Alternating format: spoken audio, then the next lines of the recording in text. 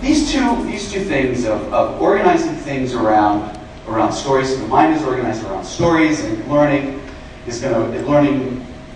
is thus story-based, and offering people an environment where it is safe to experiment are two drivers of what I want to show you right now. Something that we're working on at McGraw-Hill is a new approach to interest psychology.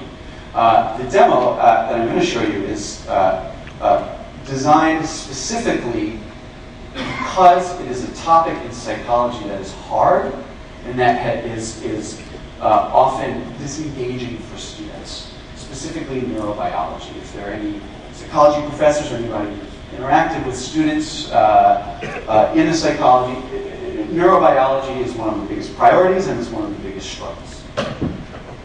I think that's because, as we saw, the midbrain, the forebrain, dopamine pathways. I don't have any story for that. It's all completely abstract. Completely abstract.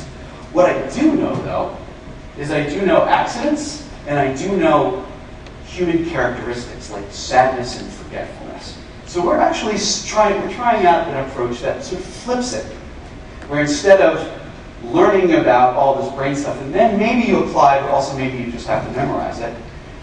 Instead, we're going to start with a story. It's the story of a guy who gets in a car accident. We'll talk a little bit later. I'm going to talk a little bit later about emotions and how important they are. But let's just say that ideally, this is a well-done emotional story that hooks you in. It's your job to figure out what is cognitively wrong with this man.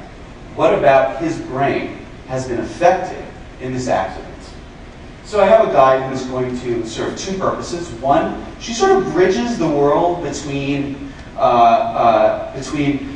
me sitting at my desk and this sort of digital fictional story that we've created. So she recognizes that, hey, you're a student in a college and you're doing this to learn, but she also says, hey, this guy just got in an accident. So she sort of bridges you between those two places. And she also gives you what it is you're going to do, your goal, your challenge, which is to figure out what this guy's problem is.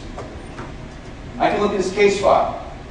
This case file, at least initially, is going to be fairly simple, and it's going to focus on things like Mark Rosen has difficulty remembering the names of sports players. Mark Rosen gets really aggravated when the nurse talks to him about what he's wearing. Mark Rosen is depressed in the morning always.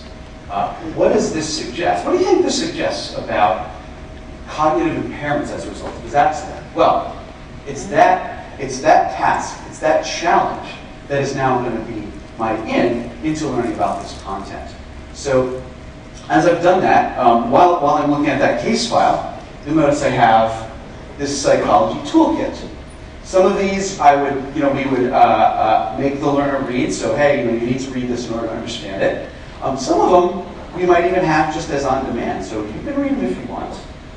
You're going to need to understand it in order to handle Mark's case well. But heck, if you can finish it, maybe you can. But either way, you're essentially reading some content, but that content is all in service of what you're doing for this patient, which is, first and foremost, forming a hypothesis about what's wrong. Your hypothesis is colored by some knowledge of the brain. So is it the basal ganglia? Do I want to rule that in? The pons, the hippocampus, these things have different levels of validity. The fact that you may get it right is actually, getting it right or wrong is not getting the diagnosis right or wrong at this point. It's just understanding the brain. So is this something that I need to rule in? It's not necessarily what's wrong with him.